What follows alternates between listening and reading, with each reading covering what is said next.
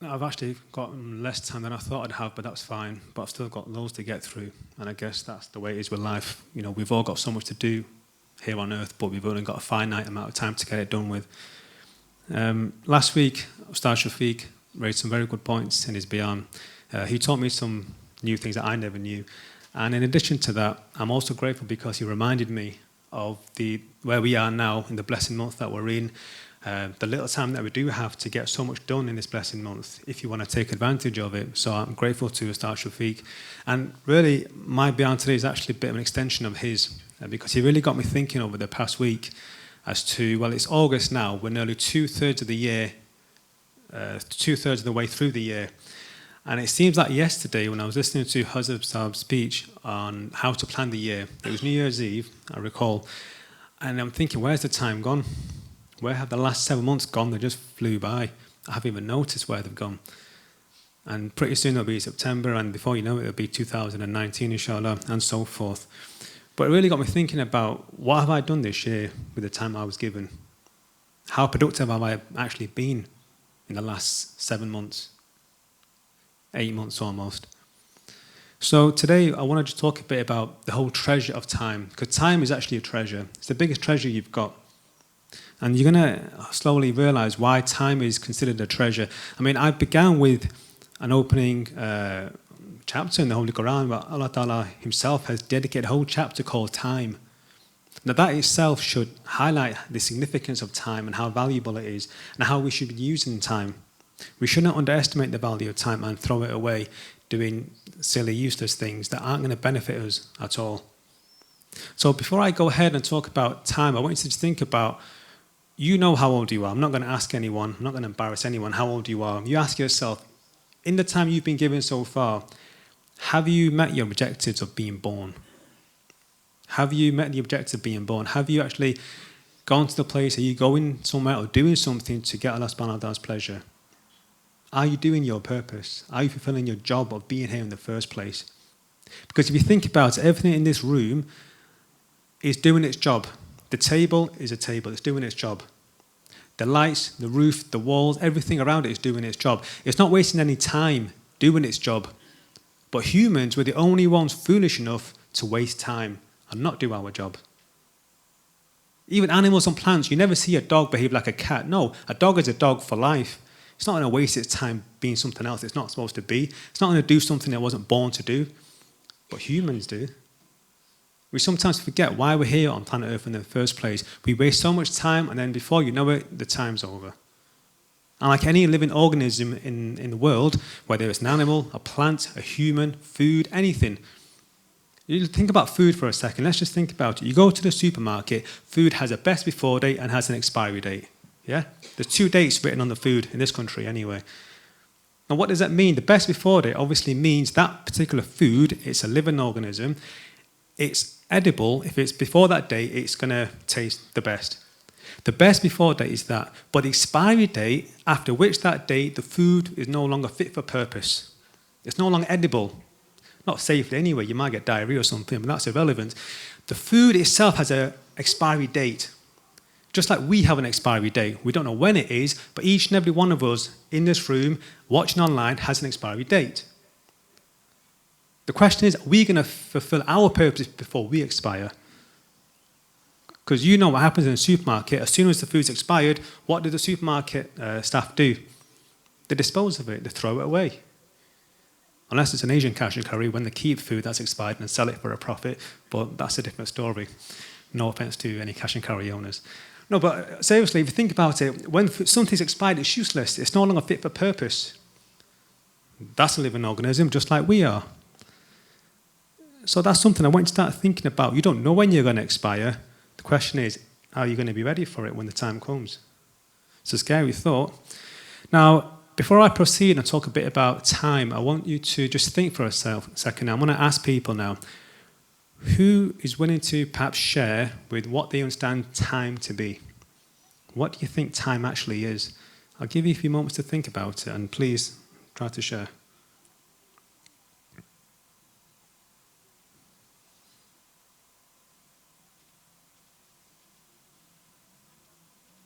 Anyone willing to share their thoughts on what they think time actually is? Yes, brother.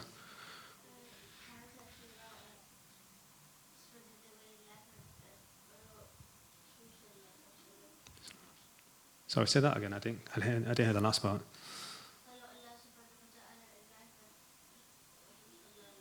So, mashallah. No, it's an interesting answer. Anyone else want to give their thoughts? Thank you. Pretty much the same what you said, but more in detail. Time is a gift from Allah.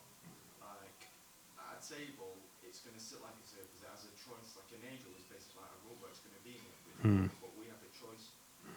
Like, time is basically a path. You're either going to go on the straight path and inshallah you go to Jannah. But you have a choice of all these other paths, like a tree, like Shaitan says, oh, maybe you can go to that path, that path. Culture, technology. So like when you go on YouTube, think how many hours a day do you guys like spend on YouTube? Like, let's say you're trying to listen to a lecture, but here comes an ad about this new movie, and they said, oh, we're watching a trailer, and then another ad, and you spent, I don't know, almost an hour. Interesting point. Jazakallah, very, very interesting points you both raised. Perfectly valid. I'm actually going to come on to a few points you mentioned. You got me thinking already. Okay, I want you to think about this. In the Western Hemisphere, at the early age, all of us are introduced to this famous formula: time equals money. Yeah, time equals money. I know the capitalists amongst us love that equation, don't they? Where's Javi? Where's your brother gone? Anyway, time equals money. Okay. Now, in one aspect of it is true. Okay, but we don't think of time equals money in the same way a non-Muslim perhaps would think about it, or a capitalist would think about it, where if you want my time, you pay me my hourly rate, whatever it may be. Okay? We actually think beyond that. We think greater than that. You see, one of the great masters of the science of self-purification, Imam al-Haddad, he mentioned this in one of his books, and he said, time equals capital. Yeah, not money, not necessarily the £5 note or the £10 note you've got in your pockets, because that's not real money. And it even says on the actual note, I promise to pay the bearer a sum of £5 or £10. So it's not real money, okay? It doesn't mean I'm going to give you £5, but we're talking about time equals capital. Well, what's capital? What's real capital? Well, traditionally in the Islamic world, capital was gold and silver, okay? But let's look at what's real capital when I'm talking about this. Well, the master of the science of self-purification, Imam al-Haddad, he went on to say, time equals capital, capital equals life. I mean, the time you were given here on earth, that's your life, essentially. The second you're born to the moment you die, from the cradle to the grave.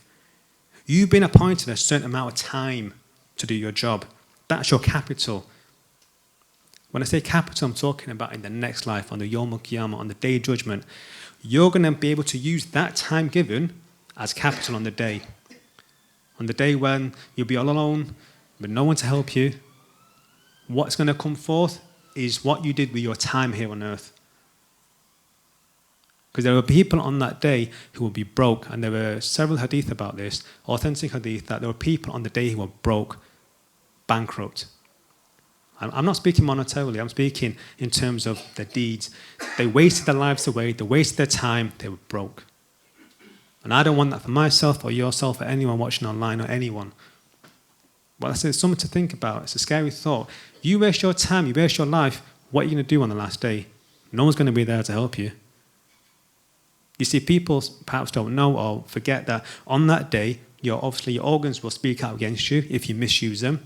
People will come forward and speak out against you if you oppress them. But also time will come forward if you misuse it and waste it. Time has its right over all of us.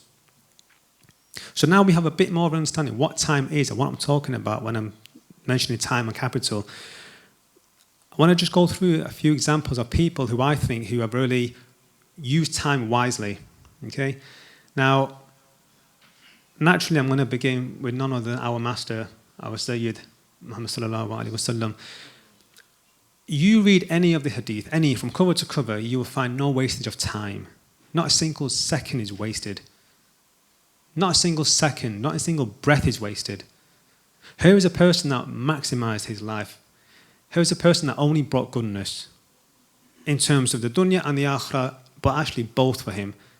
You see, there are people that maximize their time when it comes to dunya, when it comes to making money, when it comes to name and fame, getting what they want from the world. That's one aspect. There are people who only want to maximize their time in terms of the akhirah. Okay, maybe they live in isolation, I don't know. But there are few people who actually do both. And that's a tricky one, to do both. But as Muslims, that's what we should be aiming for. We shouldn't be wanting to just benefit the akhirah and not benefit the dunya, and vice versa. Now you're probably thinking, well, that's the Prophet, he could do that, he's a prophet. We can't do that in this day and age, living in the 21st century, as busy as we are with the jobs that we've got, families, and etc., etc., etc. We can't do that. If that's your excuse, first of all, I don't accept it. But second of all, I'm going to give you benefit of the doubt. I'm going to take it a step down from the prophets. I'm going to go to the Sahaba now. The Sahaba. Okay? I'm going to use one particular Sahaba to give you an example. The famous Khalifa Sayyidina Umar radiallahu ta'ala anhu, he used to say that he used to hate seeing people waste time. He used to hate seeing people waste time, whereas they're not benefiting the dunya or they're not benefiting the akhirah. He used to hate it. He didn't dislike it. He didn't dislike it. He hated it. He would rather see someone benefiting the dunya and being productive.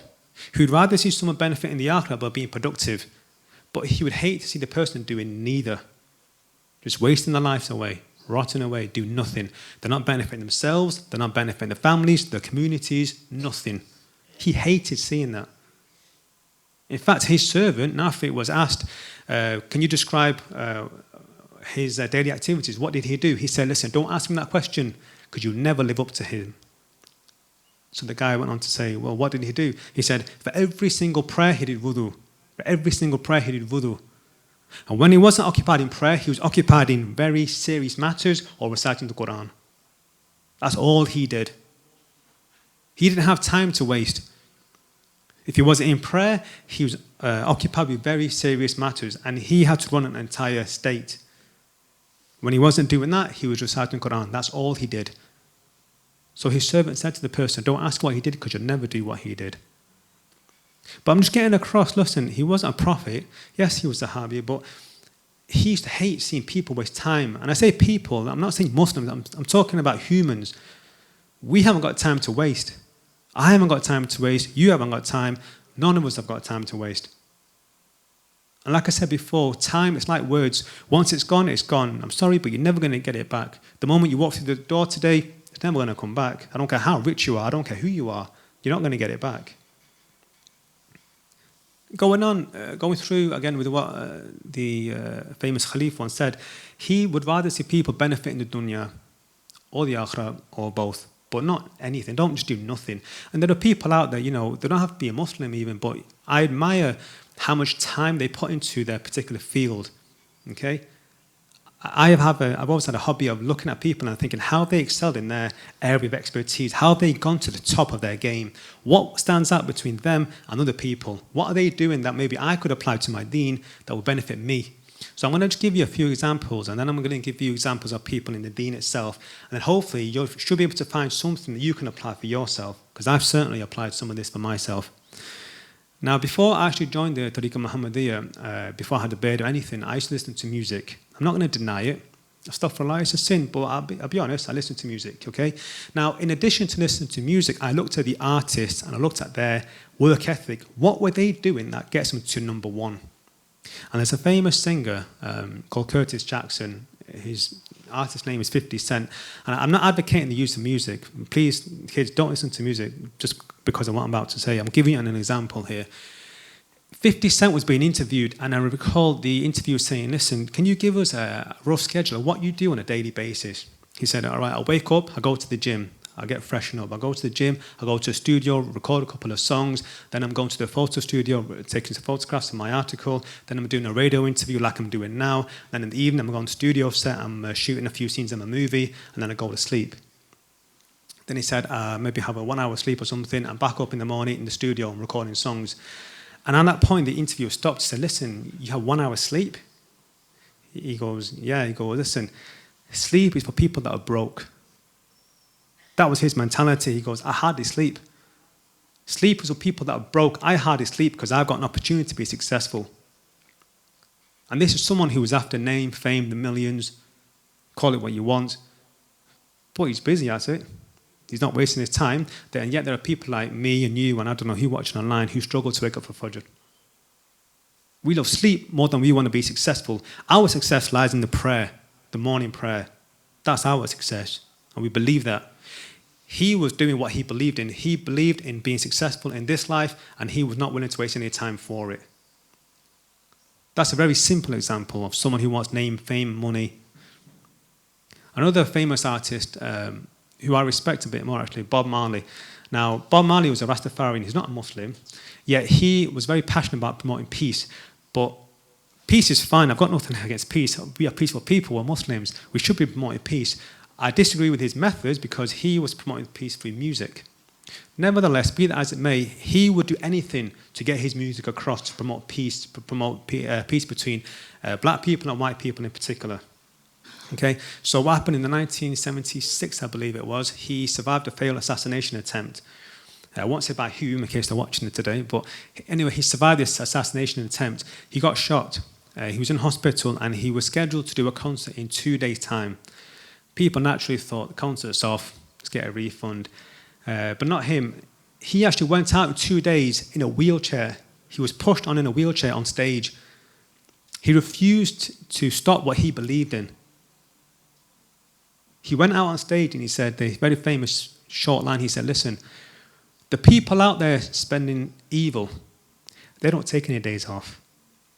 The people out there spending evil take no days off. Why should I? In his eyes, he's promoting peace, which is fine. And I said, I question his methods, but that's a different issue. He said, the people doing evil take no days off. Why should I take a day off trying to promote peace? Again, he doesn't make excuses for not doing what he believes in, yet there are people like me and you, we know what we should be promoting, we know how to do it, yet we find excuses not to do it. The nafs takes over sometimes, and it says, don't do this, you're tired, you're busy, you've got family, blah, blah, blah. Again, that's something to think about. Why make excuses? Don't make excuses, find solutions. Like my brother used to tell me, his boss, he would always come out with a very nice line. He said, Afan, don't bring me problems, bring me a solution, go away.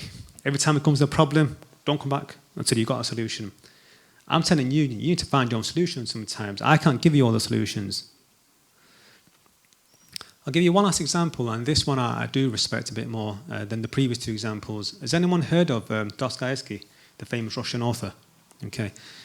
In Europe, he's well renowned for his novels and his literature. Now, to cut a long story short as to why I do respect him a bit more, because here is a person who was educated, and he was a famous author in Russia, and he was arrested for conspiring against the state. He was arrested, taken away. He was supposed to be sentenced for a fixed amount of time, but for some reason, the ruling came down that he was going to be executed in a firing line in the capital city in front of everyone. So he was hooded, he was gagged, taken down in trucks with many other people. They were lined up in the streets in broad daylight in St. Petersburg,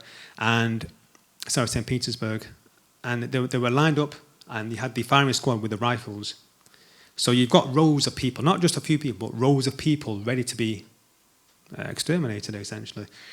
The first line, bang, gone, dead. He's there in the second line. Now, none of us here can even imagine what's going through his mind right now. You're about to just be wiped to the face of the earth by a bullet.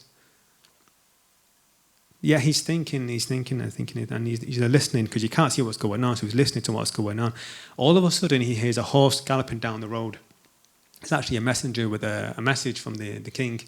The king, for some reason, turned around his ruling and he said, instead of executing his people, just send them to Siberia in a concentration camp. And he spent, I think, 4 years there. But at that point, when he saw his life being spared, he said one thing to himself. He said, no more, I'm not going to waste my time. I'm not going to waste any more time. I've been given a second chance. So he went for 4 years in Siberia, but he didn't wait for 4 years. He wanted to actually write more and more to promote his political views. He wasn't even given a pen or paper. Now listen to this. This is what impressed me. For 4 years, he wrote novels in his head. He memorized novel after novel in his head. After 4 years, the moment he got pen and paper, he put pen to paper, wrote masterpieces after masterpiece after masterpiece. He didn't waste his 4 years. Imagine that. Imagine memorizing full novels in your head. He would be walking around the prison camp, talking to himself, going over the line after line after line. And yet there are people out there like me and you who struggle to memorize the Quran. What's more valuable, the Quran or a novel? It's a no-brainer. The point I'm trying to get across is, listen, don't waste your time. You've been given a blessing. In fact, I took a page out of his book, if you pardon the pun. What I started to do is when I would go jogging for an hour or over an hour, I would be preparing this beyond. I'm jogging for an hour. I'm not listening to music anymore, but this beyond, I wrote it in my head whilst jogging. Why shouldn't I? Why should I waste my time? I'm fulfilling the rights of my body and I'm preparing my beyond. It's a no-brainer. That's just one example of how I've benefited from these non-Muslims, but these are people that don't waste their time in what they believe in. Now I'm going to move on to a few examples about people who benefit the deen and the dunya, because this is a tricky one, like I said, but it can be done. Now, I'm not going to mention any prophet because I mentioned one, and some of you are thinking, there's no way I can live up to their standards, the prophets. Nor am I going to mention the Sahabi, because I mentioned the Sahabi, and you're probably thinking their generation is one of a kind. I can't even touch what they did. Okay, I'll take out another level for you, okay, if you've got any more excuses. Let's look at our master, Hazrat Abdul Aziz Dabbagh, rahimullah. Let's look at his life briefly, because I can't do justice in 10-15 minutes about what he accomplished in such a short period of time. Now, for those of you that have the Asghar book, on the back of that book, which we have there, if you read, when was he born and when did he leave this world? Does anyone know how old he was? But anyway, has anyone read the back of that book, the Asghar book? That many people do read, for some reason. 36, 37. Perfect. 36 years old. 36 years old. That's young. Not even 40, not even the peak of a man. At 36 years old, he achieved some things, so many things that not many people will ever accomplish. 36 is nothing. 36 years old on the face of the earth, yet he achieved things not most scholars would ever do. In fact, so much so, I was watching a video recently, Sheikh Hamza Yusuf was talking briefly about him, and he said, listen, on the face of the earth, scholars come and go, they are born. Yeah, but there's two types of knowledge scholars attain. There's two types of knowledge. One of them is Qasbi, one of them is Wahhabi. Qasbi is a type of knowledge you attain for yourself by studying, by just hard work, by grafting, by really grinding, putting in the hours, getting that knowledge. That's Qasbi knowledge. Wahhabi knowledge is something else. It's given to you by Allah Ta'ala. He said there are some scholars that have the Qasbi knowledge. There are some scholars that have Wahhabi knowledge, but then there are a few scholars that have both. He was one of those few. He was a true rarity, a product of a dying breed. 36 years, he didn't waste any time. He got to work. And then you wonder why he's at a maqam where he was. That should be a message for me and you. Listen, 36, not even 40. And there are people in this room that are older than 36. I'm not going to look at anyone in particular, but listen, the fact of the matter is you've been given so long, and I don't know how much time you've got left, but listen, we need to get to work, people. And by the way, before I go ahead, I say people, I include myself in every speech I give, because I need my own advice. I really do.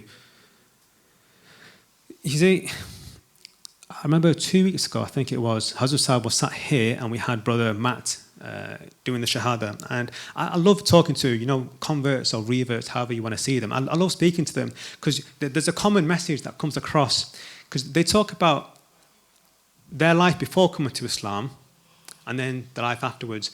But I noticed that once they come into the fold of Islam, they don't waste any time. They get to work. They really do.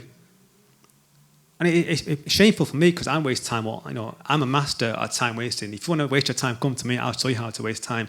But to be fair, everyone in this room is a master time waster. We can easily do it. It's not hard to learn. But when it comes to reverts, I'm really fascinated because they've lived in fitna, they've seen the evil, they've lived there, but then they come into the beautiful aspects of Islam and then they see, there's so much there, and they really take advantage of it. And I'll give you some examples, okay? Has anyone heard of the American Mark Hansen? Mark Hansen, okay. Yeah, don't say it, I know. Now, Mark Hansen, 18 years old, he was involved in a very fatal motorbike accident. I think it was life-threatening, actually. Very fatal accident. He came out of the accident successfully, and he went to explore different religions because he wants to know what's life about, why have I survived, what's the purpose of life, why am I here? Mark Hansen he moved to North Africa, Mauritania, to study Islam. And he obviously did Shahada, and he went so far into the deen, he followed the way of the Suffian, he studied it in such depth that he didn't waste any time. Mark Hansen is now called Sheikh Hamza Yusuf. Now, who's heard of him? Sheikh Hamza Yusuf. Nearly everybody. If you haven't, you're missing out. So here's a person who was a Christian, he was from the Greek Orthodox Church. He went into Islam, but he didn't waste any time. He went into it as far as he could, and he's still going there. That's Sheikh Hamza Yusuf. That's his background. I'll give you another example, a bit more closer to home. This one you probably won't have heard of. Has anyone heard of Timothy Winter from Cambridge? Timothy Winter, yeah. Timothy Winter is a Cambridge professor. He's a highly intellectual person. Very well spoken, well mannered, and at the end of the day, he's a lecturer at Cambridge. That should say something in itself. Timothy Winter did Shahada, studied the Deen, followed the way of the Suffian. Timothy Winter is now called Sheikh Abdul Hakim Murad. Now, for those of you that have heard of him, you know his works. He's a master at his works. He's amazing. Meaning, listen, these are people that came into Islam. They weren't blessed by being born into the Deen like me and you perhaps were. But the moment they saw what Islam had to offer, they took it with both hands. And they never looked back. I'll give you one last example. And this one I'm hoping you've heard of. Malcolm Little. Anyone heard of Malcolm Little? African American. Very famous African American. Malcolm Little, prior to coming to Islam, he was a pimp, he was a gangster, he was a drug dealer. All three things combined into one person. This was Malcolm Little. Malcolm Little went to prison. He did a bit of time in prison. He accepted Islam into his life, but he joined a particular sect who I'm not going to name. Again, to cut a long story short, after joining this sect, he accepted Orthodox Islam. He did Hajj, met the likes of Muhammad Ali, and again, he went into the Deen without wasting any time. He actually took the English dictionary, memorized every single word in there. He copied out word for word in prison. He got his education in prison. He didn't waste his time in prison. He educated himself. So when he came out of prison, he was ready to debate with the non-Muslims. He was ready to promote his beliefs. He was ready to study and be serious about life. Malcolm Little died as Malcolm X. And you all know who he is. A legend. But again, what I'm trying to say is these were all reverts. These are people that weren't born into Islam. Yet for some reason, I don't know why, some Muslims I've met, they have this misunderstanding that Jannat is guaranteed for them because they were born as a Muslim. They treat Jannat as like a hotel heaven or something, as if they've got a reservation and they're guaranteed a place. And there are some people that really worry me, they have this weird misconcept that non-Muslims are not invited, as if, sorry, the hotel's full, no space for you guys. I've got Islam in my heart, I've got a guaranteed place. Let me tell you one thing straight, let's get this in our heads. There's no real guarantee that me or you or any of us are going to die with Deen in our hearts. I'm sorry to say that, but it's true. You don't know that for sure, I don't know that for sure. Because let's be honest, Imam Qais taught me, I think Jabi, you were there when we were talking about major minor sins. And he made a very serious point, but it's valid. He said, listen, don't think of sins as major and minor sins. Because if you're in a state of sin and you die, your iman's no longer with you. You've got no iman at the time, a state of sinning. Scary thought, but true. So get this out of our heads that because we're born as Muslims, listen, we need to get to work. Don't ever think that you're going to die with iman necessarily. Inshallah, of course, we all hope that we do, but let's just get this out of our head. I love, like I said, talking to reverts and converts, and I even like talking to other Muslims who, after you see them after a while and they've changed or they've moved forward, they've advanced. I like seeing people like that. I like seeing people, if they're more financially successful, I love seeing them and catching up with them. I like seeing people advancing the Deen who are perhaps weren't practicing before, but now they're practicing. I like seeing people like that. And, I'm sure it's happened to many people in here. People come to me after many years and they say, Assalamu alaikum, Suffian, I didn't recognize you with the beard, because I've not had a beard for that long. I've not worn the Imam Sharif or the Jubbah for that long. And it's always nice, because that for me is a sign that, at least now I'm trying to follow the Sunnah outwardly. At least I'm trying to do something. And that person hasn't seen me in so long that they couldn't even recognize me with a beard. So for me, alhamdulillah, that's a good thing. In fact, a few weeks ago, I was approached by someone. And, 9 times out of 10, if someone sees me after a while, I remember who they are, where they're from, and maybe every now and then I forget the name. But then I'll go to someone else and ask him, what was that brother called who was just talking to me? I'll forget the name. It happens. But this brother, 3 weeks ago, he approached me. He said, Assalamu alaikum, I didn't recognize you with a beard. Now, he didn't say my name, and I know he's mistaken me for someone else.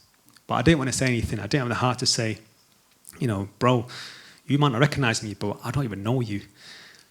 But again, I didn't say it, I just stayed quiet and, but it's nice that, if someone comes to you and says, mashallah, look at where you are now from where you came from. And we should feel the same way about other people. So if you see someone who's having used their time to advance in the deen, really, go and congratulate them, make them feel welcome, make them feel comforting about this.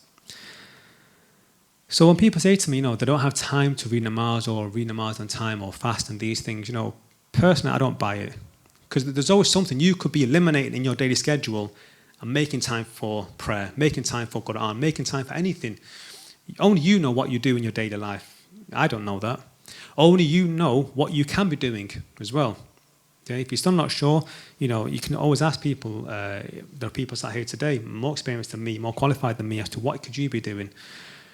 But, I came across a survey not long ago about how much TV people watch.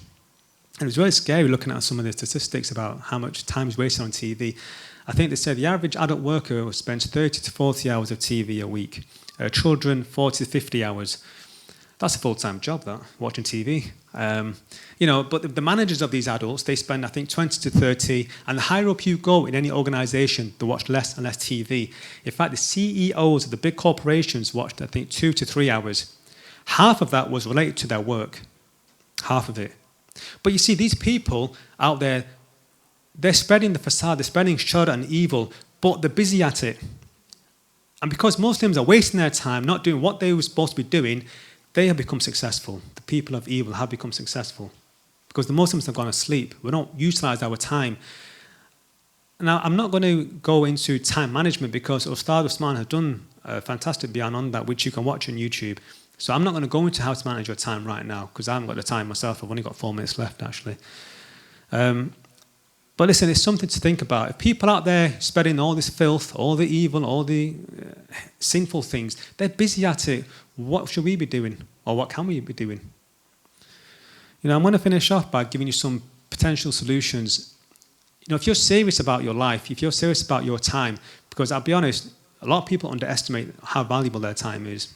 I know how valuable mine is to an extent. But listen, don't underestimate yourself. I don't care if you're a child or an adult. Listen, your time is valuable. And there are people in this room, if you use your time in a more effective manner, in a more productive manner, you are the people that can be changing the world.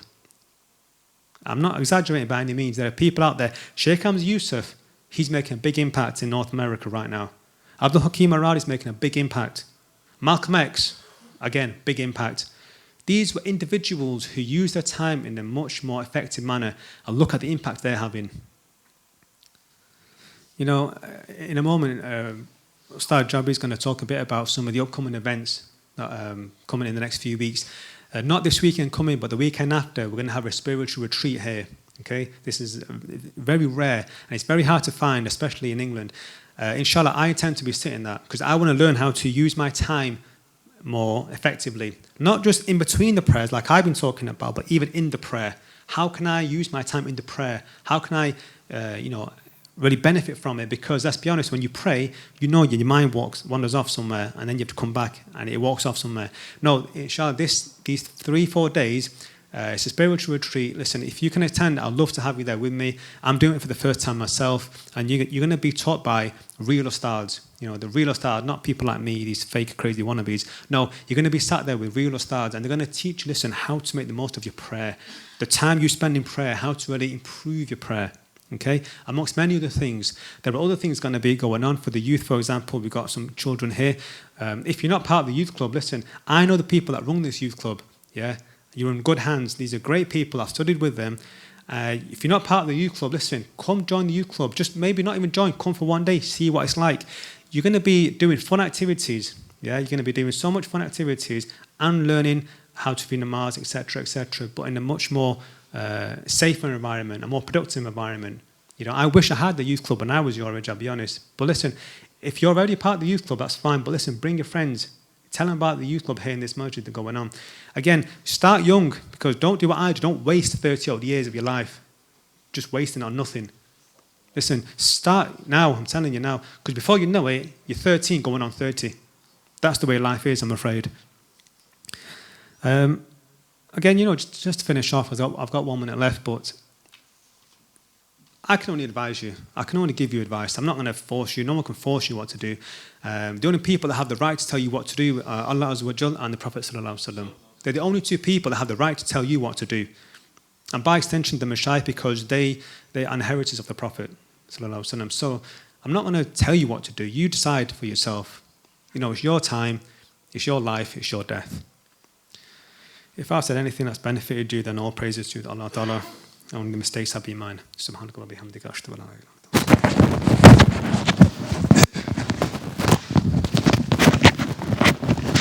Bismillah ar-Rahman ar-Rahim. Bismillah ar-Rahman. To Ustaad Suffian for delivering such wonderful nasihah on how we can use time more effectively to change and better ourselves. So now it's time for us to act. Now what can we do? As you are aware, in this centre as well as other centres across the northwest, there is a free course of self-purification that is taught, known as Tariqa Muhammadiyah. If you would like more information on this, you can approach myself after the zikr, and I will point you in the right direction of the person who will be leading the halaqah. An international Islamic conference and a tour of Iraq will take place from the 2nd to the 13th of October 2018. A rare guided tour visiting monumental personalities such as Sayyidina Ali Karramallahu Wajhu Kareem, Sayyidina Imam Hussain Radiyallahu Anhu, Sayyidina Abdul Qadir Al-Jilani Rahimullah. If you would like more information on this, please contact Brother Saeed or Brother Wasim. On the 26th of August, a family fun day with a cricket tournament will take place in Maidenhead, London. For more information, please approach myself and I will point you in the right direction. An unveiling of the unseen, a three-day practical retreat on how we can improve our ilmul yaqeen, which is knowledge of certainty, aynul yaqeen, the eye of certainty, and haqqul yaqeen, which is the reality of certainty. This is a wonderful opportunity, and as Ustaad Sufyan was mentioning, that this is completely rare. This is hard to find across the world. So the beneficiaries should be first ourselves. So if you would like to partake in this spiritual retreat, please give your names to Uncle Gulfam, and they will give you more details. And this retreat is by name only, so you have to register first before you can attend. And the retreat will take place on the 24th of August at 7 p.m. Till Monday Maghrib time, which is on the 27th of August. Also, a 2-day unique marriage workshop by qualified male and female instructors in Oldham in the Oasis Academy. Spaces are limited, so please hurry and register with perfectyourmarriage.com. And if you would like to give your names to people, or if you require more information, please see Brother Fakr. Finally, any special one-to-ones, we have our very own Ustad Imam Qais here. If you would like consultation on how to get closer to Allah subhanahu wa ta'ala, if you need advice in any matter or in certain matters, then please again give your names to Brother Fakr, and we will get you a one-to-one consultation, inshallah.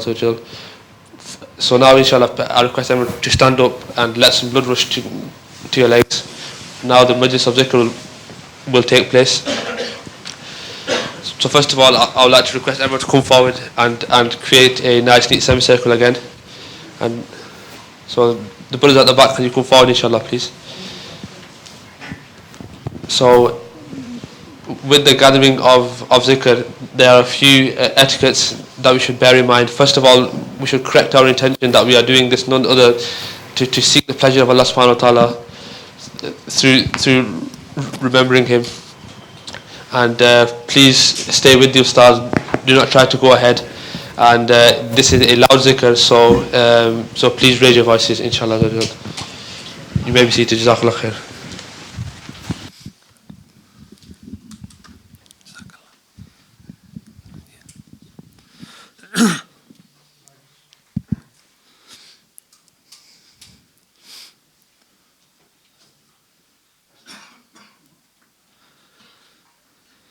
أعو- بسم الله. أعوذ بالله من الشيطان الرجيم. بسم الله الرحمن الرحيم. الحمد لله رب العالمين الرحمن الرحيم مالك يوم الدين إياك نعبد وإياك نستعين اهدنا الصراط المستقيم صراط الذين أنعمت عليهم غير المغضوب عليهم ولا الضالين.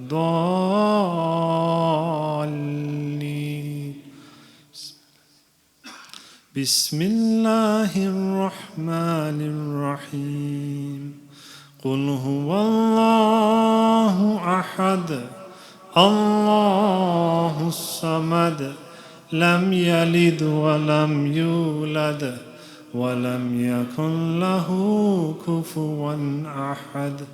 بسم الله الرحمن الرحيم قل هو الله أحد الله الصمد لم يلد ولم يولد ولم يكن له كفوا أحد.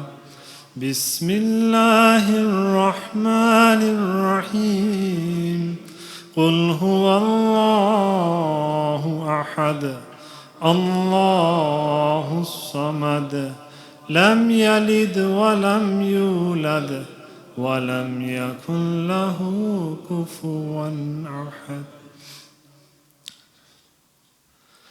إن الله وملائكته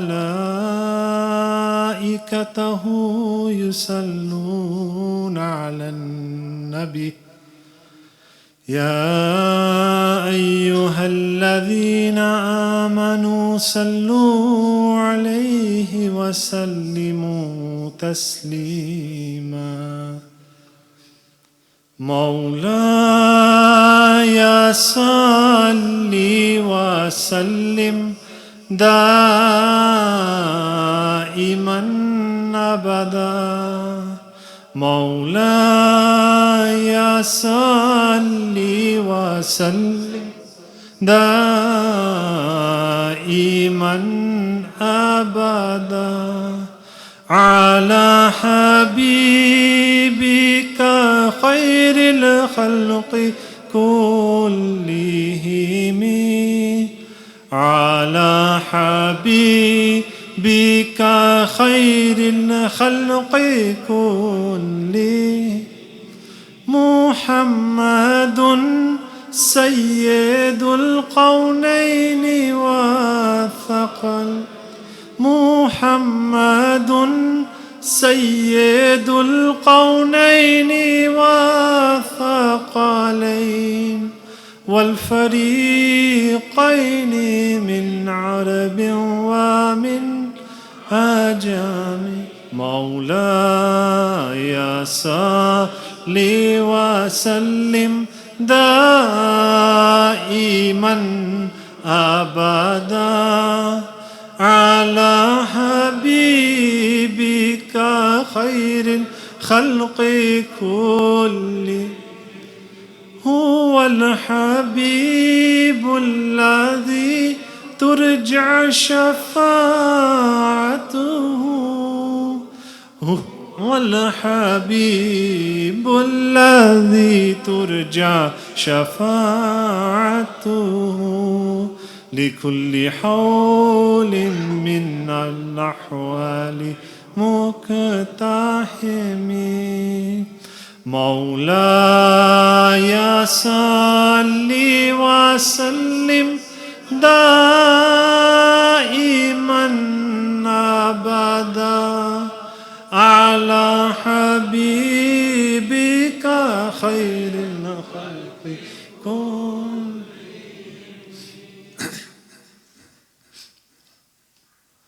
فاعلم أنه لا إله إلا الله محمد رسول الله لا إله إلا الله لا إله إلا الله لا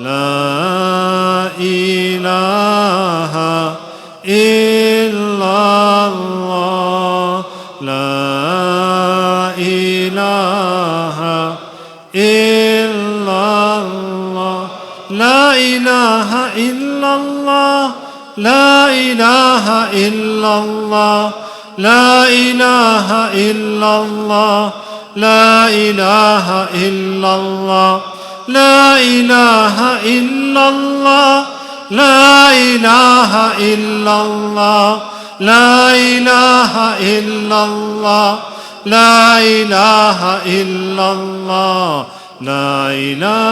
إلا الله إلا الله الله الله محمد رسول الله صلى الله.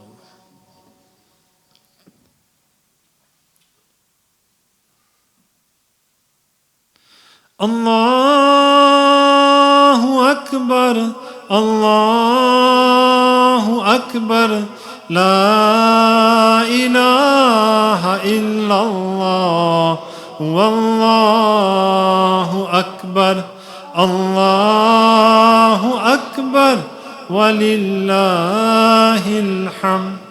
الله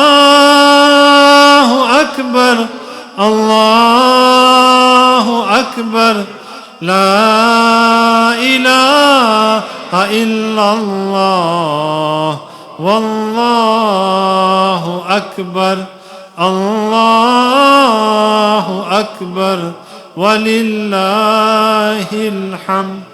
الله أكبر الله أكبر لا إله إلا الله والله أكبر الله أكبر ولله الله أكبر الله أكبر لا إله إلا الله والله أكبر الله أكبر ولله الحمد.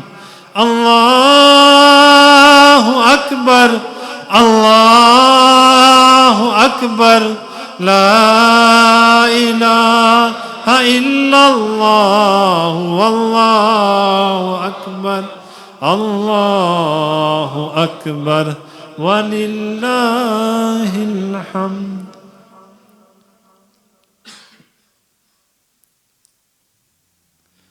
حسبنا الله ونعم الوكيل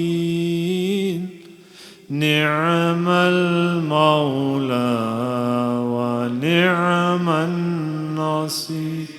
حسبنا الله ونعم الوكيل نعم المولى ونعم النصير.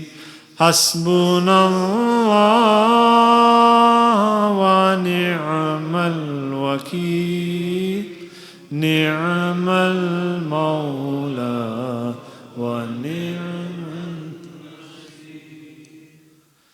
أستغفر الله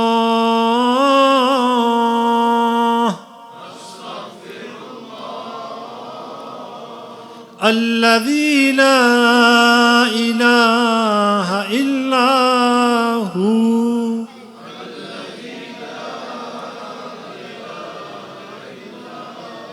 الحي القيوم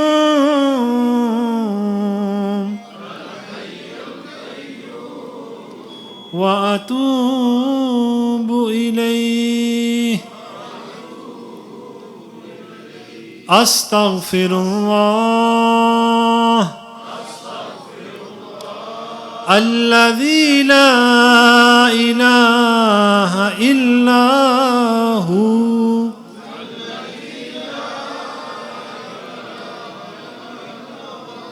الحي القيوم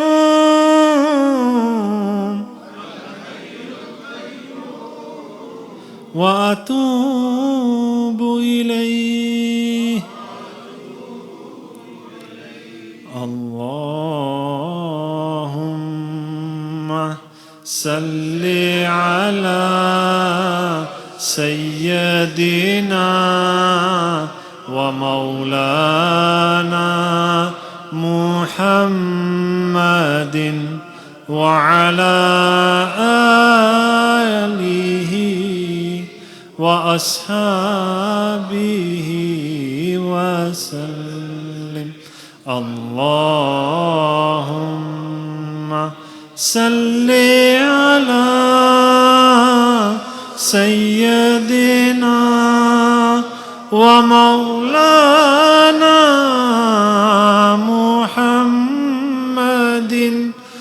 وعلى آله وأصحابه وسلم اللهم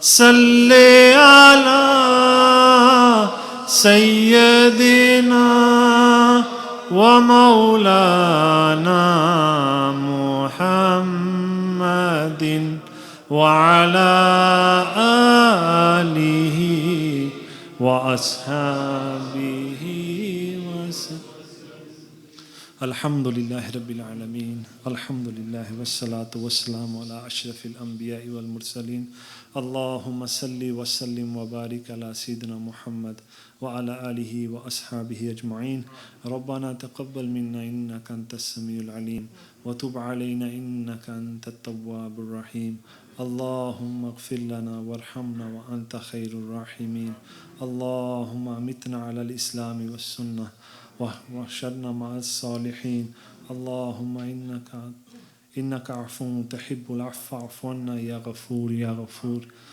Ya Rahman, through your fazl, through your rahmah, accept this majlis of nasih and dhikr.